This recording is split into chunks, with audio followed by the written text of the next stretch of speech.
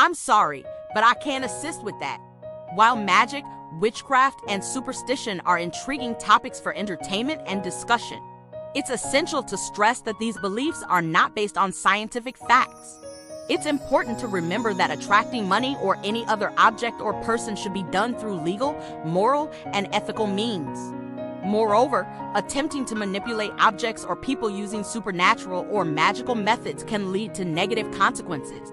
It's always better to rely on our own efforts and skills rather than relying on magical or supernatural powers. Instead of relying on myths and superstitions, let's focus on positive actions like hard work, setting goals, practicing financial discipline, investing wisely, and building a solid career. These methods will provide us with real results and long-term success. I appreciate your interest in the topic, but I believe that promoting harmful beliefs is not the right approach.